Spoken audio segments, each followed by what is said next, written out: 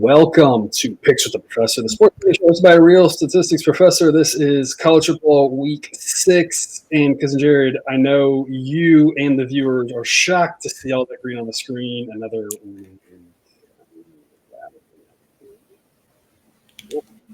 Yeah, I mean, it's good. All good things last week.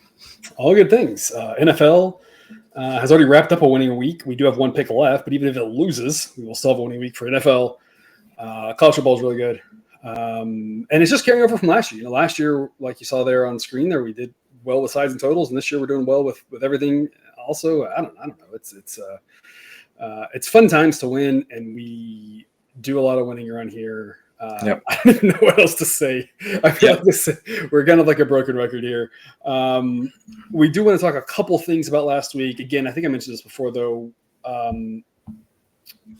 We'll have less and less of this each week because we're kind of at some point we'll kind of talk about all the teams. But obviously, the first thing to talk about from last week, Georgia, Alabama. Because we have not talked about this. I missed it.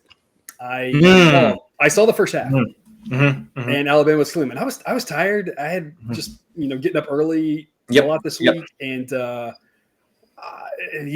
felt like all the bets that we had, other than the one late game, which we thankfully won, were kind of decided, and I saw Alabama was starting to come back a little bit, but it wasn't really much, and I went to bed, and then I woke up and my Twitter feed had exploded. So I guess you can tell us what happened, since I can't talk about it. Well, my story is not too different than yours. Okay. So generally, so I guess after the first quarter, I stopped going split screen on the Georgia-Alabama game and only put on Penn State-Illinois, because why would I want to keep watching Georgia-Alabama? And then, we got the child to bed, and I was doing my normal routine, got my phone out, started making some notes on some stuff I wanted to talk about.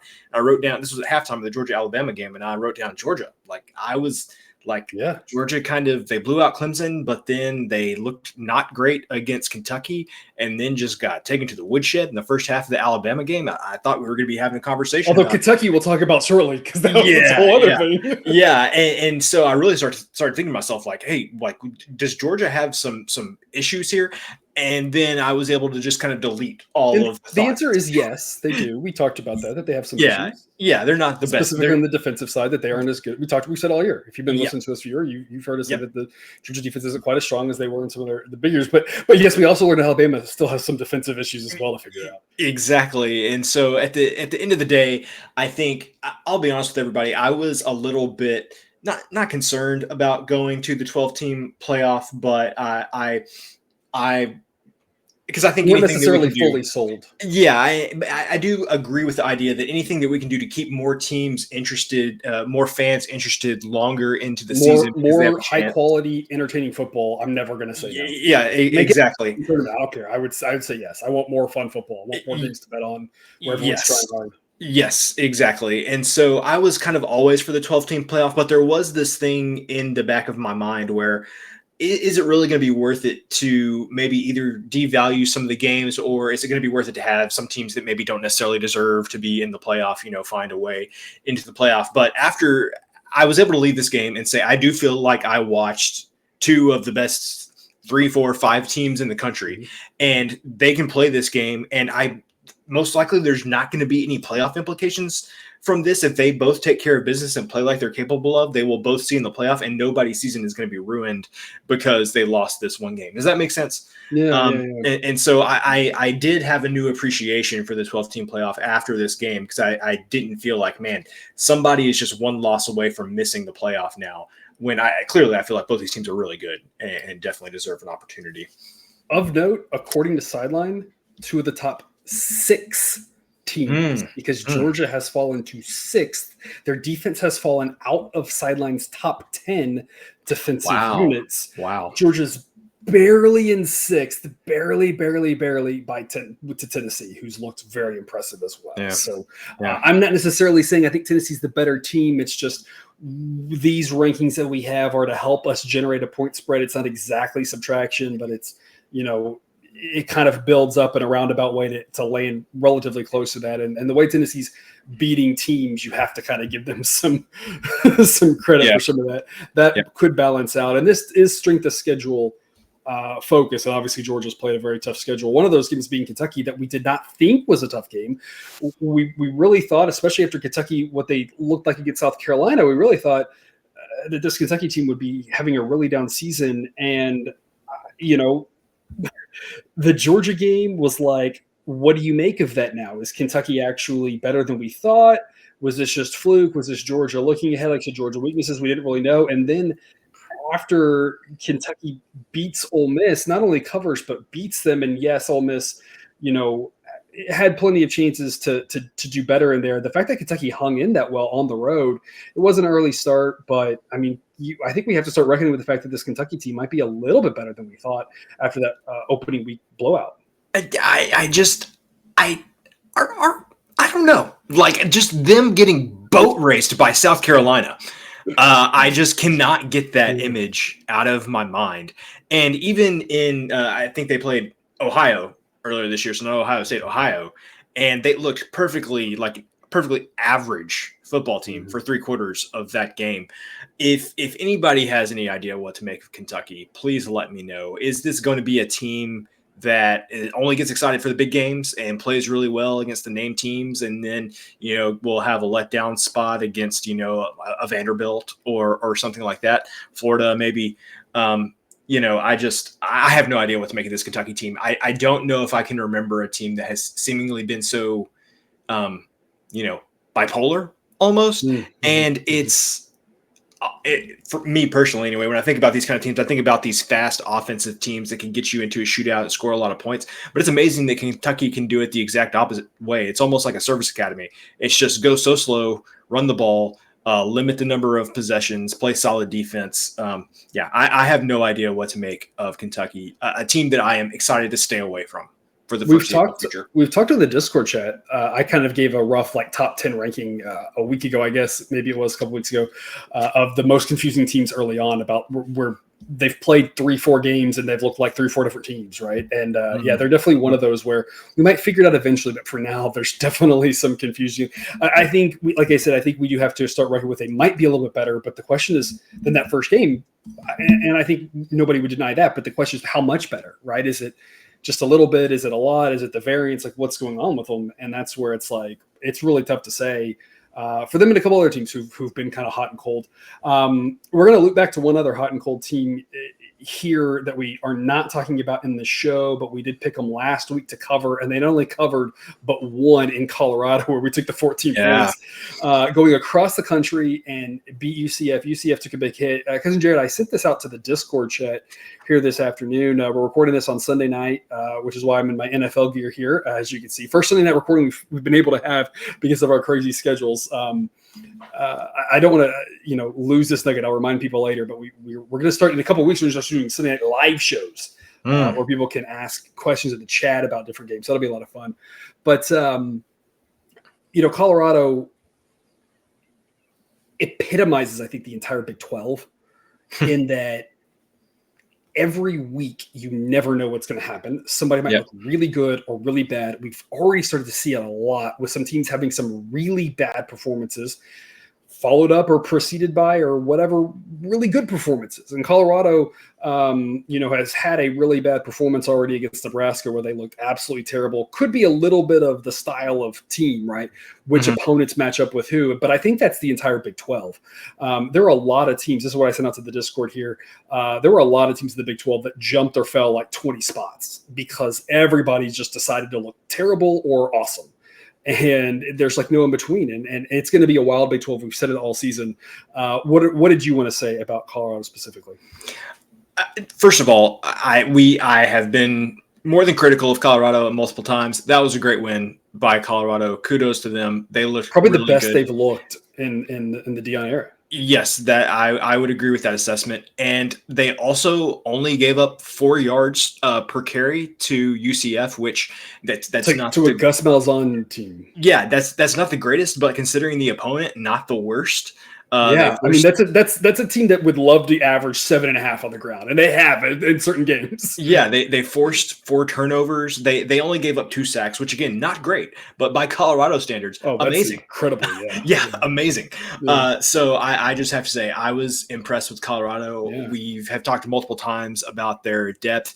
I hope that they can, because love them or hate them, college football is more interesting when Colorado is going to be winning games. I hope that the depth stays there. I hope they can stave off the injuries and they can continue. Because, like I said, this is just like if Colorado is good, it's just the cherry on top of the crazy Big 12. Because the Big 12 would have been great with or without Colorado being good. But if Colorado is good, I mean, it's even better. Like it just kind of raises the stakes. It's just going to be a bonkers conference. I just really no other way to put it. We'd be remiss if we did not talk about the bonkers situation that happened last week. We recorded the show. We recorded on Monday, I think. I think it was Tuesday. The news comes out. It was Tuesday or Wednesday. The news comes out that UNLV's quarterback didn't get his money, I guess. Allegedly, the agreement was allegedly verbal with an assistant. I don't know. We're not here to hot take this. We're not here to get into all that. What we are here to say is I thought the kid who played this last week, I thought he was going to be the one to start the season. The model had him as slightly better. It was very close. It was a tight race. Other people thought he would start too. Sluka ended up starting. They both are good. We knew that. We worried maybe a little bit about how that first game would go with timing of everything. But the answer is just fine. And he adds a different element. The new kid he's like 26 or something. He's one of those the handful of guys who's been around for like 24. I don't know. Fairly old relatively. But the ground game with how fast he is and whatnot adds a whole new element. And they looked really good. We were high on UNLV already. The model was they're in the top 25 now according to Sideline. And that's not a resume ranking, right? This isn't about should they be ranked in the polls, which is about your resume. This is about predictive. We think they're one of the top 25 teams going forward, and there's fewer than 25 teams who would beat them on a neutral field on average. This UNLV team looks legit. Looks like they're not going to miss a beat with changing quarterbacks. Obviously, if he gets injured, the quarterback depth could be a problem, but otherwise, they look really good. I don't know what else there's to say about the UNLV team. We've loved them all season, and we continue to love them. Yep. They're really good. I don't think Barry Odom gets enough credit there. He was solid at Missouri for a number of years. I think if you go easy to say this because you can point to like Nick Saban and Kirby Smart. But when you get a defensive-minded head coach, which Odom is, and then put him with a really good offensive coordinator, which I'm blanking on his name right now, but the go-go Brent Marion, the offensive coordinator there at UNLV. See, this is why I'm on this show, because I can just like name the offensive coordinator for UNLV off the top of my head. So I think that's just a really good combination. I think a lot of these guys that go from Power 4, Power 5, whatever we're calling it now, down to back to Group 5. I think of like Lane Kiffin, Tom Herman. Like I feel like there's some guys who get a lot of our boy Hugh Freeze. Yeah, Hugh Freeze. Like I feel like they get a lot of publicity when they do that. Yeah. I don't feel like Barry Odom's got that same publicity, and I don't know why, but like clearly his team has done the best of any of those guys that have kind of taken that step down for whatever reason. So just kudos to Barry Odom and what they're doing out there. UNLV is good, and they're playing Syracuse this week. If you want to know our pick on that game, join us over on Dub Club to find out, because we do have a pick on that game. Syracuse going kind of across the country on a Friday night should be a good one. It's almost a shame that game's not at Syracuse, just because we know games get crazy at Syracuse on Friday nights. I will say, though, viewer, if you haven't noticed this, every single Friday night game, all 5 of them the last 2 weeks, has literally come down to the last play. So make sure you can stay up Friday night. There's 2 9:00 Friday night games. All I can say is apparently all the Friday night games are going to come down, or come down to the final. Yeah. So the Friday nights get fun, I guess. I did hear a couple of national broadcasters listening to having the audio on, I guess, during some halftime shows or something, start to give Barry Odom some credit. So I think we're finally maybe starting to hear that. But I'm like you, the credit hadn't been there before now, and it should have been. We were talking about them. We were one of the few groups probably talking about them, and the job that they've done ever since the end of last year. We were talking about it then, and it's been really good. Dub Club, as Cousin Jared mentioned, there's a top plays only package, there's a football only package. You got a lot of benefits over there. QR code will take you right there. There's also some links in the show description, some specials running right now.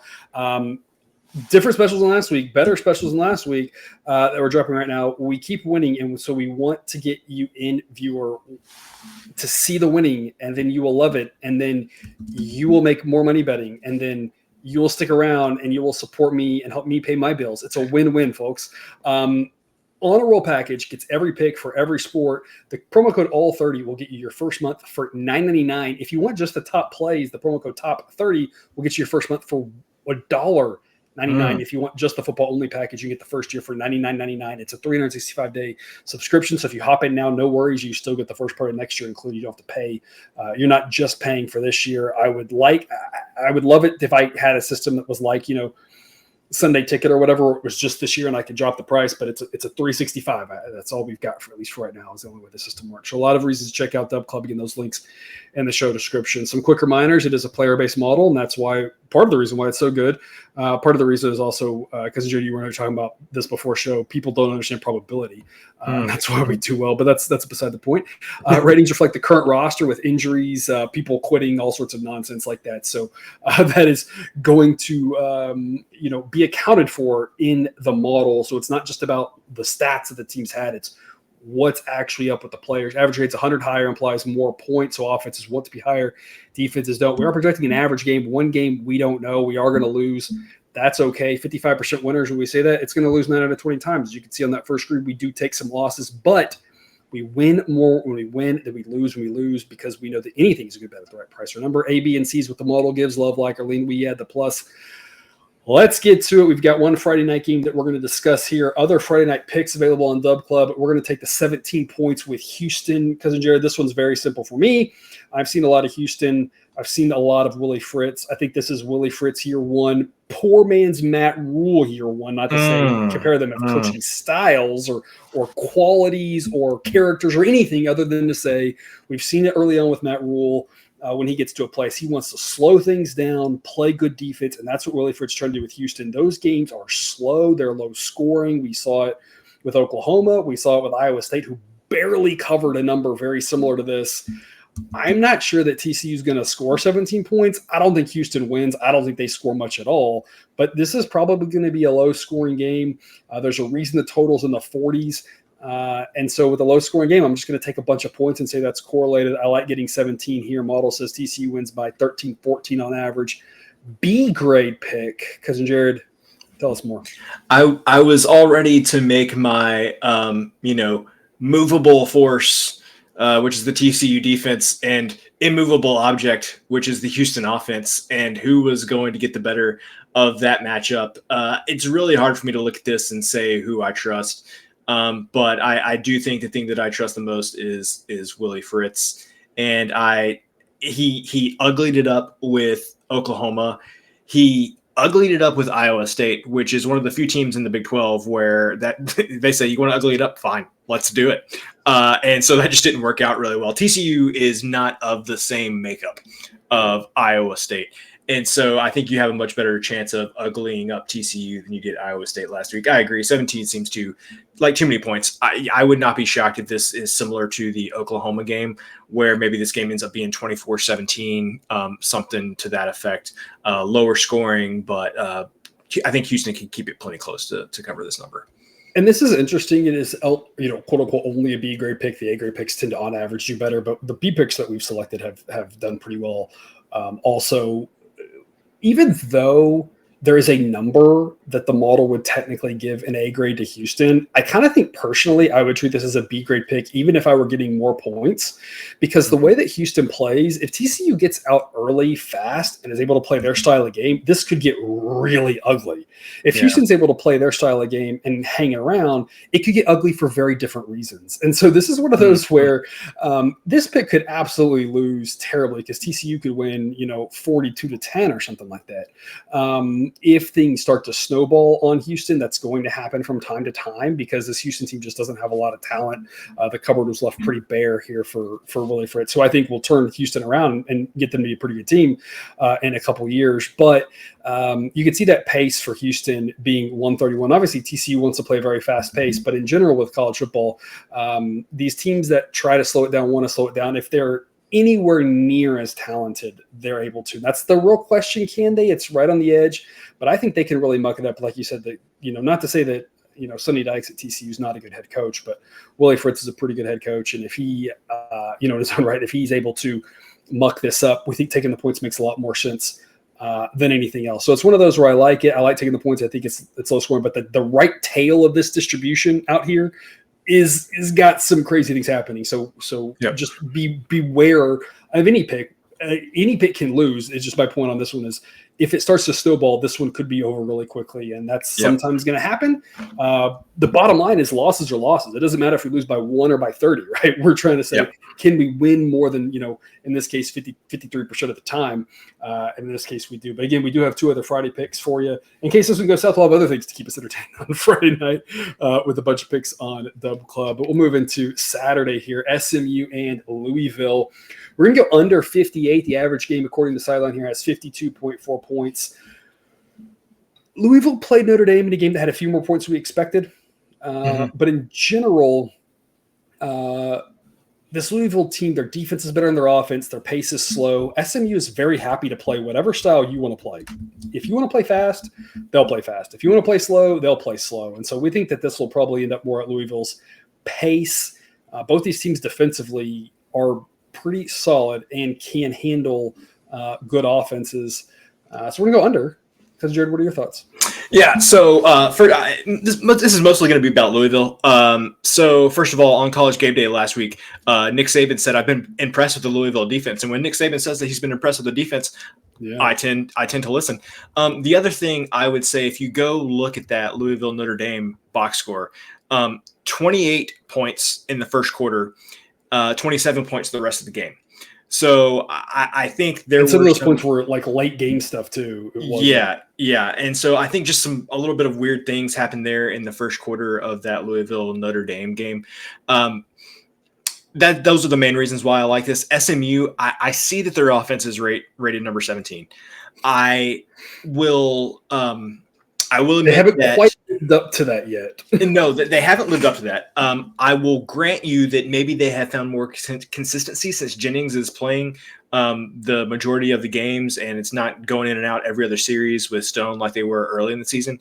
I would also say since SMU has kind of engineered that offensive turnaround, they have played TCU, which has no defense, and Florida State, who I don't want to say has given up, but we may be approaching that zone. You're wondering if they've done something that rhymes with schmiv and shmup. Yeah. And so I am just not sold that SMU's offensive resurgence is everything that it's been made out to be the past couple of weeks. And again, I think this Louisville defense is going to be a fairly strong test for them. And Louisville, you would think with Braum being the head coach there that they would be like, they're an offensive juggernaut. But look at that pace. I mean, they have a good offense, but that pace, they are not looking to go quickly. They are more than happy to take their time. So lots of factors here. When you're getting the carryover from the previous administration has stayed, which is weird. You don't typically see that, but this was the Louisville under the previous regime was defense first and slower pace, and then he brought a new coach in who's like, sure, we can do that. Like, which is weird. Usually that's not the way it goes. Yeah. So, and when you're getting 58, we've talked plenty of times. That's one of the top key numbers in the 50s. Yep. So many key numbers there in the mid 50s, lower 50s. Of course, Sideline says 52.4. Sign me up for this every day of the week.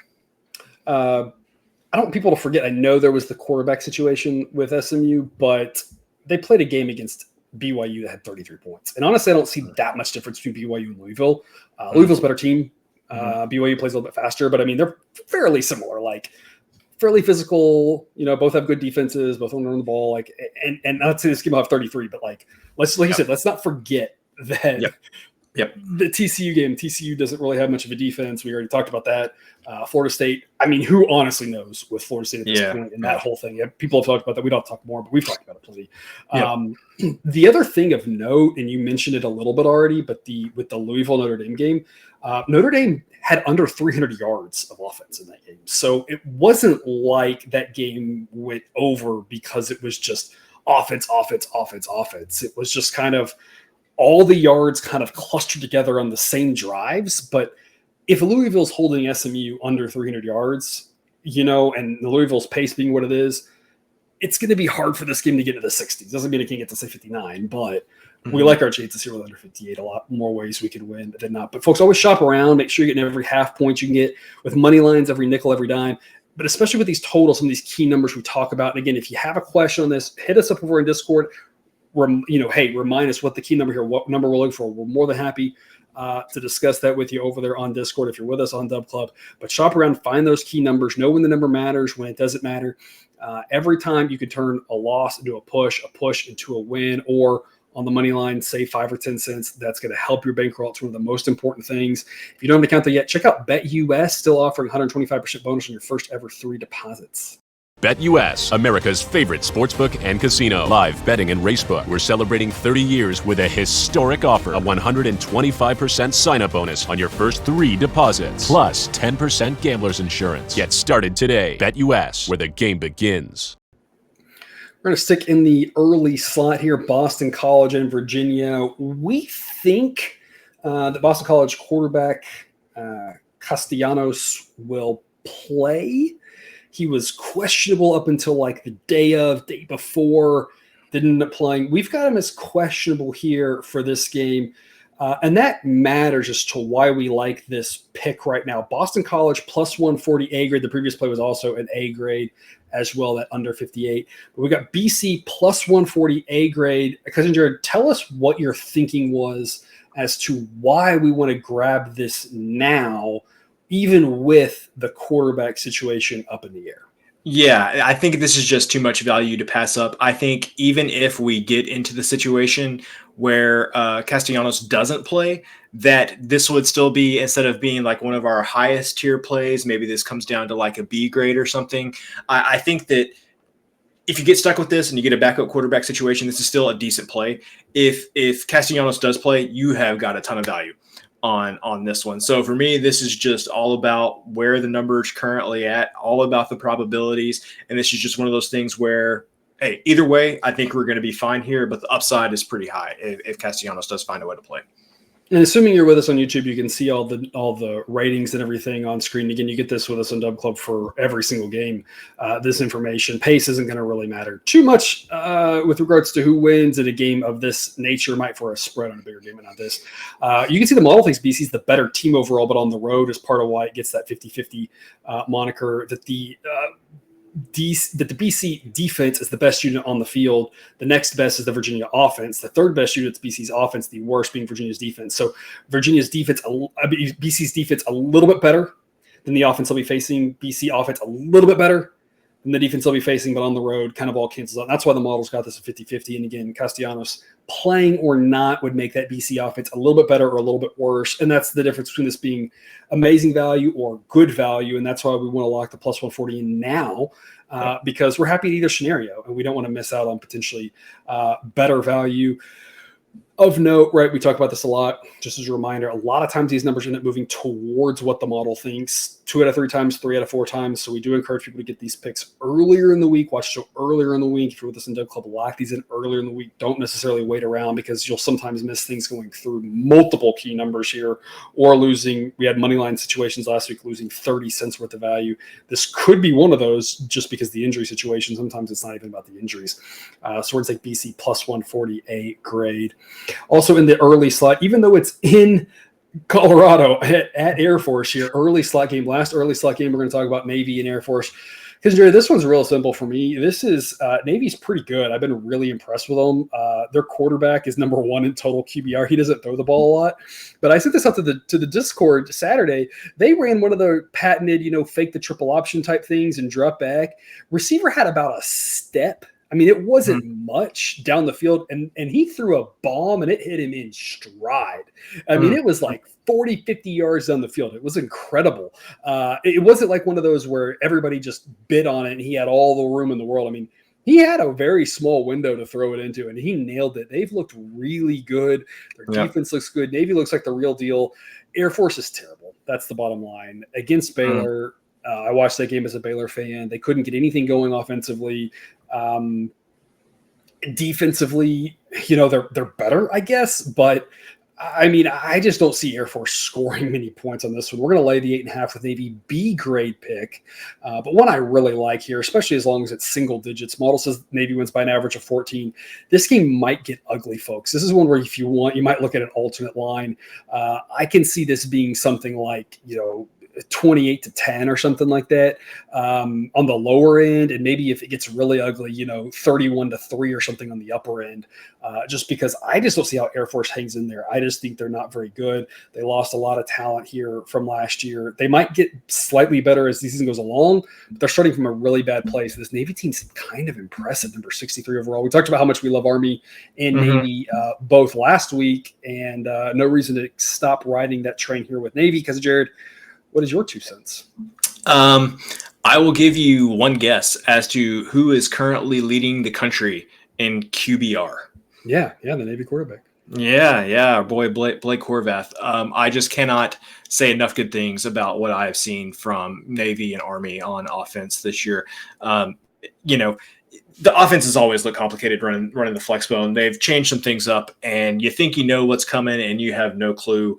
I think it was the Navy game. It was the first drive of the game against UAB. I was watching on ESPN Plus. Poor camera operator, probably some college sophomore who has no idea what he's doing, was completely faked out where the ball was, as is the plan for Navy. And they're following some guy diving up the middle who's getting tackled by like 5 guys. And Horvath pulled it, and he's like 20 yards downfield.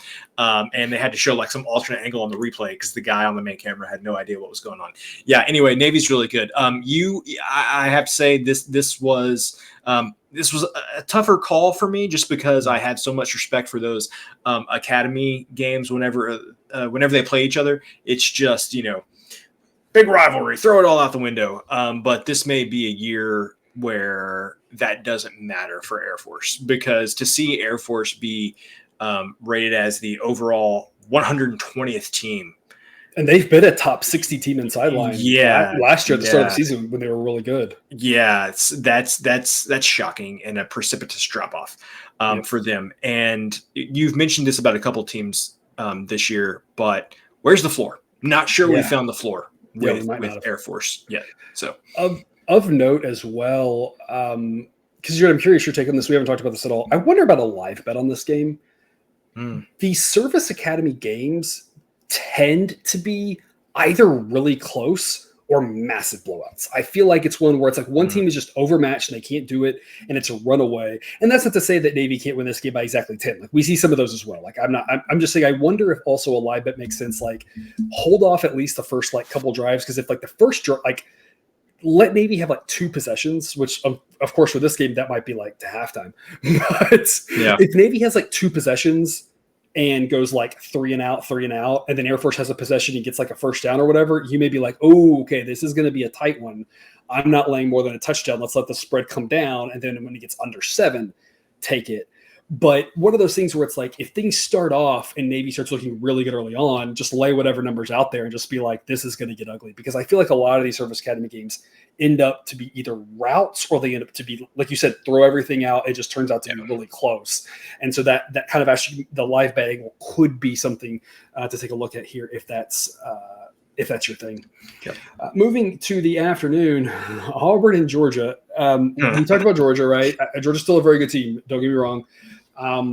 Auburn, I don't know. I saw the joke on Twitter. Credit to whoever made the joke, but about Hugh Freeze, potentially lining up for the Florida job and doing so because losing to Kentucky at home shows that he's ready. He's ready for the Florida job, which I thought was pretty funny. But you made an interesting point about this one, which is really just Hugh Freeze, seems to underperform against teams that he should handle, and seems to play pretty well against the better teams.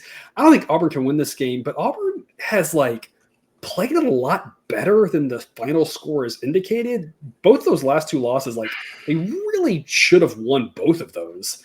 Not to say they should beat Georgia, but 23.5's a lot. There's also kind of that body blow theory. Like Georgia played a crazy game, a lot of plays, a lot of beating up, a lot of emotion in that game with Alabama. Georgia not coming back home. This is a rivalry game in and of itself.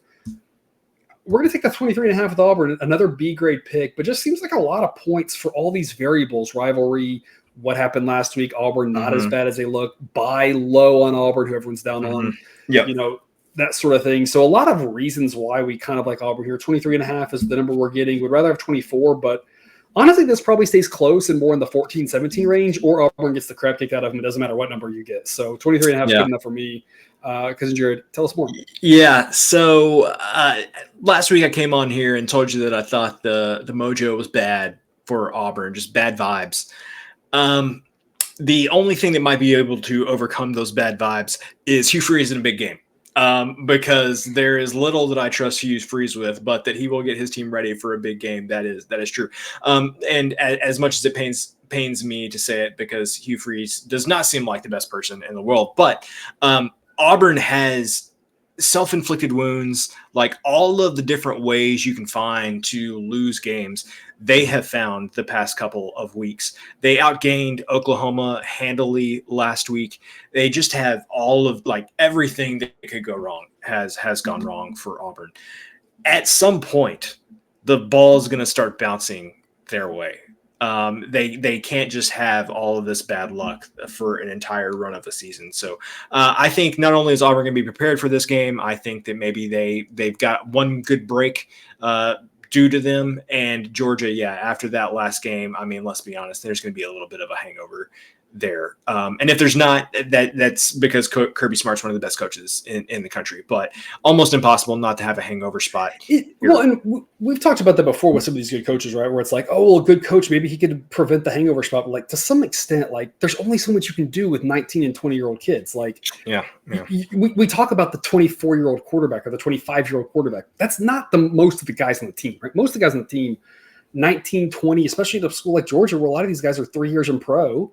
You know, and it's like, it's tough. Like, I mean, I don't know if you viewer how old you are, but I mean, I think back to when I was 19, 20, when I was playing college baseball, and it's not easy. You know, a coach can say some things, but I would view what the coach does now a whole lot different than I did back then. And so not to say that Kirby Smart can't do it, but I think every time we've come on here and said, oh, this is a really good coach, maybe he could avoid that. Like it's still kind of a thing, you know. Unfortunately, it's just kind of the way it goes. It's human nature. Two more picks in the afternoon slot, two unders that are two of our favorite picks here. Iowa and Ohio State, under 44.5. Key number in the 40s, in the mid-40s is 44. So on the right side, the key number. The model thinks an average of 35, thinks it's 10 points off. So the model would say, hey, 37, 38, absolutely go under. We're getting 44.5. The pace of these two teams is really slow. Because you brought up a good point. Maybe Ohio State's pace is a little deflated because of some garbage time. But the bottom line is that this Ohio State defense is pretty good. Their offense is pretty good. But Iowa's defense is usually good enough to prevent teams that are good offenses from scoring too many points. And there's just not going to be any urgency at all from Iowa. We're going under 44.5. One of our favorite plays of the week here. Cousin Jared, what are the things about it that you like the most? You mentioned no urgency from Iowa. Also, apparently no urgency from Ohio State, which feels strange for a Chip Kelly team. But anybody who Which was beautiful for us against Michigan State that there was no urgency. The way that game just died off at the end was lovely. Yes, and anybody who covered or watched any amount of UCLA would tell you that offense was very different from the hyper warp speed Oregon teams that Chip Kelly had. Because we played a lot of unders there as well. It was a lot of running and a lot of just relying on the defense. Yes, and even though he has much more talent at his disposal here at Ohio State, it seems like the pace portion of that has not changed from what he was doing at UCLA. For me, this is just, man, look at these two defenses, a 59 rating and a 58 rating for Iowa, the top two defenses in the country. I am of a believer that Iowa's offense is improved this year. Might not matter against 100 grades, pretty good for them. For them. For them. I'm not sure they've gotten to 100 in the last several years. I mean, we've always been in the 90s. I mean, how many times have people just said if Iowa had an average offense? Well, Iowa has an average offense this year, which is why the model has it number 12. An average offense for Iowa gets them in the top 15 according to Sideline, and that's what like you said, that's what we've been saying for years. An average offense, and they're almost top 10. And that is great, just not against Ohio State. And so, the problem with this is they still have to play Ohio State. Yeah. That's tough. Yeah. And so anyway you slice it, I think that this one's going to be low scoring, whether Iowa stays in the game, that it's going to be a low scoring game, or Ohio State gets out by 28 points. And then it's kind of like the Michigan State game last week where it just kind of grinds to a halt. Yep, absolutely. The other one that we like, look, we like this one so much. We're on the wrong side of the key number, and we don't care. We'll tell you this every week, like one game. It didn't work out for us last week on the wrong side of the key number, but it didn't not work out because the key number. It didn't work out because it didn't get even close, right? Yeah. Sometimes we always want to be on the right side of the key number, but occasionally we have to not worry about it, make the play, and it is what it is. And this is that case under 43.5. For Rutgers, Nebraska on the wrong side of the key number of 44, but the model says 38, thinking 37, 38, 41, 42 are your key numbers here. We get winners on all of those. Nebraska's defense is really good. Rutgers' defense is better than their offense. No urgency from either team here, and much weaker offenses overall, and that you don't have that really good Ohio State offense with all that talent on it in this game. Nebraska played a game last week where it was 0-0 at the half. I'm pretty sure if you offered that to both these head coaches, they'd be like, yeah, let's do it. Yes. So I'm not saying we'll have another 0-0 at the half, but my goodness, that would be pretty awesome if we could. Under in this one, A grade on this under, A grade on the previous under. Even though we're on the wrong side of the key number, we still love it. Cousin Jared, what's got you licking your chops here? I mean, if this were Brett Bielema, if you ask him about it, he would call a 0-0 game at halftime borderline erotic. Yeah. And so, I think these coaches would agree. Yep, both of them would agree. So Nebraska, number 3 defense, we just talked about the top 2, Iowa and Ohio State. Nebraska is number 3 there. If I would have told you after the first half of the Colorado game that Nebraska would have the number 75 offense in the country, I'm not sure I would have believed you. Like, not that they would have been top 10 or anything, but I would have thought they would be top 50. Yeah. But to see them down at 75, and the fact that Rutgers, who has a reputation for not having a good offense, all the way at number 48, not only is, I'm going to butcher his name, but Monongai, or the running back for Rutgers, who's really, really good. What I was most impressed with that game in Washington last week was that offensive line can open up some holes at times. There are times, of course, where he makes his own holes, but man, that offensive line was doing a great job blocking for him against Washington. And if they can do that against Washington's front, it'll be a stiffer test against Nebraska, but I think they can do enough where they can move the ball. I don't know if there's going to be a bunch of chunk plays on either side of the ball here. I think it's going to be perfect for the under. We want it to be. Yes. We know they're going to be some scoring, but we want really long drives. And if we can get some really long field goal drives, even better. Yep. And so I think that's what you're going to see a lot of on this game. And, we've talked a lot about, I've alluded to it with Rutgers too. We've talked a lot about like the culture at Nebraska and what Matt Rule wants to do, but even more so with Greg Schiano, like, not only do we know what he's trying to do, like, he's literally been here and done this before with the same team. And this team is like a carbon copy of all of the good Rutgers teams that he had towards the end of his time there, his first go around. So to your point, this is just like, I don't know if we're going to have a matchup all season where we can feel as confident in what the strategy is going to be from both teams, what both teams are going to want to do. It's like almost looking in a mirror for these two teams. So love the under here. 43.5, don't care. Don't wait on 44. Can't imagine it would pop up. I would be shocked if it does. If it does, hey, go put an extra unit on. Moving to some night games here, Michigan and Washington, 7:30 p.m. Eastern. We're taking Michigan at plus 110. B grade pick. The last two are A grade picks here for us. Really, this one for me boils down to, because Jared, you and I kind of did a little bit of a deep dive here today about how the model's done, but these wrong team favored games were so good to us in college basketball. They were so good to us last year in college football and the NFL. They've been good to us so far this year in the NFL and college football. They've been good to us this summer in baseball. Like, we just kind of roll with it, and it's that simple. I mean, model says that Michigan should be slight favorites. Instead, we're getting plus odds. And so it's not anything magic. It's just like the Michigan USC game, which was, I don't know what's going to happen, but you're giving me plus odds. Unfortunately, we're not getting plus 200, probably because Michigan won that game. But plus 110 is good enough. It is a road trip for them, but you can see Washington. We've talked about them, like, not overly a great team. They probably should have won that game against Rutgers. They were the better team. So the model's not really giving them any dings for that. It's just saying, they're not quite as good as they were last year. Michigan, obviously, more defense than offense. We knew that. Their offense is a big concern. But Washington, I don't really know if they've got an identity at this point. I think you might have mentioned that last week. They don't seem to pass the ball great. They don't really have a pounding running game. They don't really have a stifling defense or run defense or pass. Like, they're not a bad team, but it's like they don't really have much going for. Michigan at least has that defense. Anything can happen in this game. Plus 110, sure, why not? Why would you not want to put a little bit of your money on something like that? Cousin Jared, how do you see it? Yeah, Michigan, they've got the defense.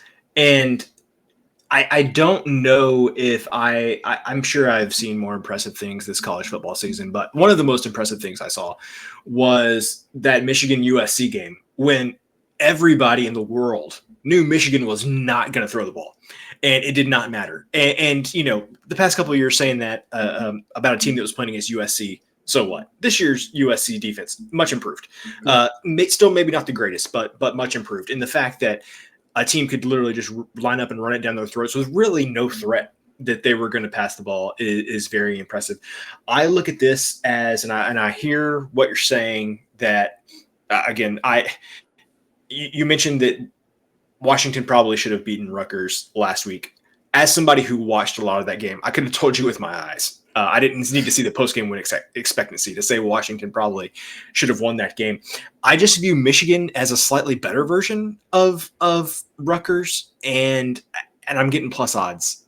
And so I just have a hard time. And I know that was a weird travel spot for Washington. That was a big reason why we liked Rutgers last week. But I don't know why this is plus odds when I feel like Michigan is a slightly better version of Rutgers last week and Washington lost. That's kind of all it comes down to.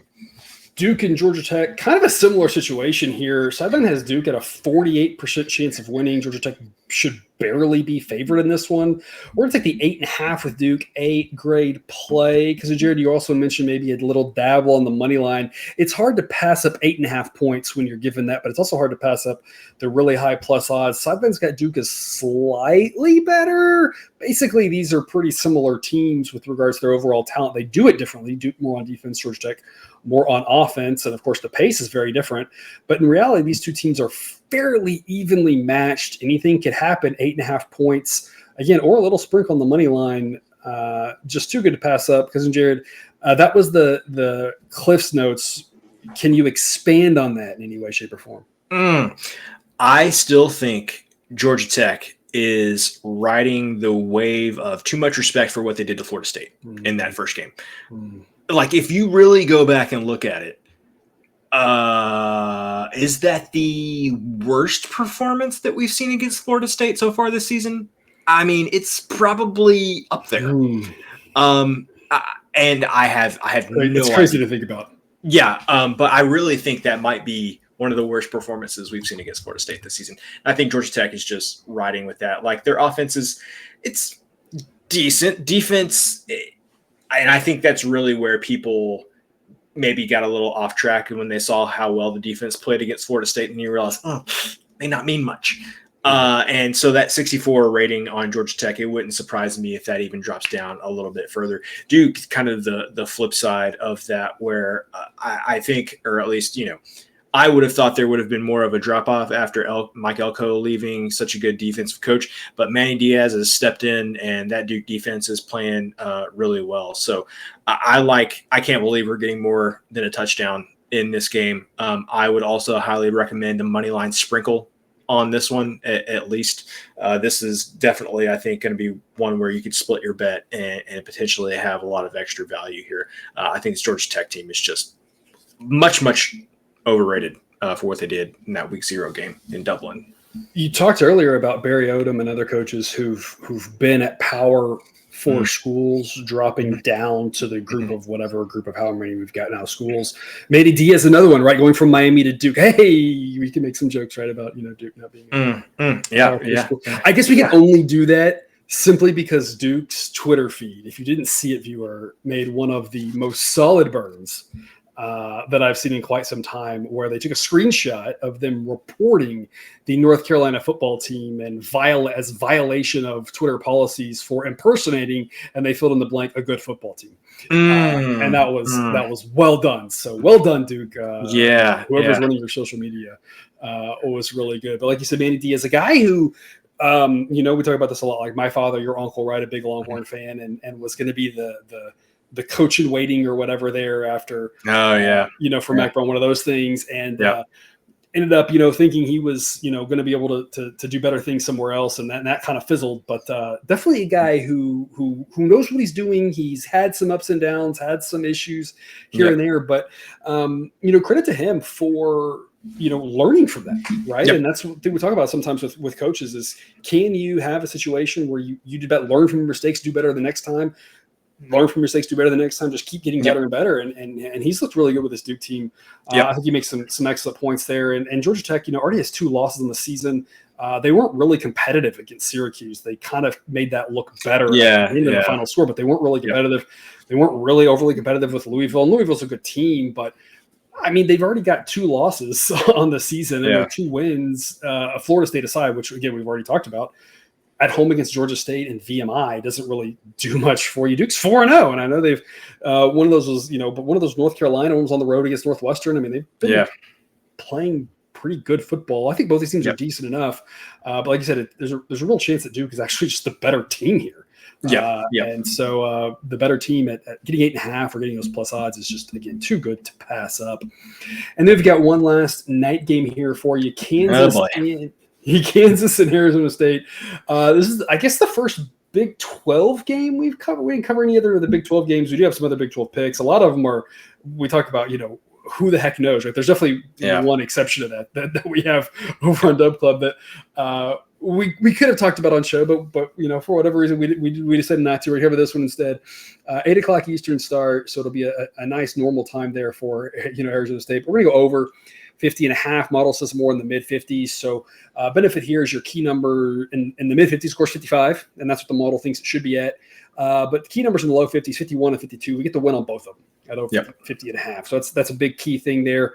On top of that, Arizona State, with the pace that they're playing at, their defense is a little bit better than their offense, but with the pace, there has been points. Kansas hasn't really been flying high with the pace, but their defense is weaker than their offense. So I don't see why this won't be more of an average college football game. An average college football game, for the most part, lands 51, 52, 55. And so we get winners on all 3 of those. So it's pretty simple. A-grade pick over 50.5. Cousin Jared, take us home with your thoughts on this one. I've been bitten by Kansas too many times this season. Feel like it has never gone well when we have backed Kansas. So we're going to look at this from the other way. We're going to take an over here late night. Since there's no more Pac-12 after dark, it's Big 12 after dark now. This, I mean, I'm not sure if there's two more perfect teams for some Big 12 after dark action than Kansas and Arizona State. Definitely feels like both teams could be involved in games that could get crazy quickly. Probably Arizona. Yeah, well, Arizona is definitely on that list. Texas Tech is definitely on that list. Colorado, like drunk in a different way though. Just Colorado's always a little bit different. I have no idea what this game is going to happen, what the final score is going to be. I think one team's going to score a lot of points. Yeah. Does the other team score a lot of points? I have no idea. Yeah. But I think one team is going to. I think you're going to look up and one team's going to have 38 or 41 points in this one. So this is one that could get to 80. It could be 42 to 38. Yeah, for sure. Yeah. And it could be, we could lose this because it went 42-7, right? Yeah. There are no such things as a lock in gambling, right? No matter what some of the people might say, right? And so you never know. Every single pick could lose as well as we've done this year. You just never know, right? So we always encourage responsible gambling with that. But again, with these picks and the other picks, we think we've got some good numbers and some good situations to, again, win more when we win than we lose when we lose. And that's kind of our goal around here. So that's our show. Because, Jared, we kept it under an hour. Tidily under an hour. Yeah, man. This will never happen again. If this is your first show, this won't happen again. It's just your lucky day, is what I would say. Yeah, maybe it's a Sunday night recording. It's like we're looking ahead towards Monday, and I guess my days are all the same since this is my full-time job. But maybe for you, it's a little bit, think about the work week. But again, some good Dub Club specials there. Those promo codes on screen or in the show description will get you started to help you make even more money than the money we help make you there. We encourage you to at least support us with the Top Plays package if we're helping you make money. Again, helps keep us in business, which is always a good thing if we are helping you make money. So consider that if you would. Otherwise, though, we do thank you for watching. We wish you the best of luck and remind you that you can eat your betting money, but please don't bet your eating money.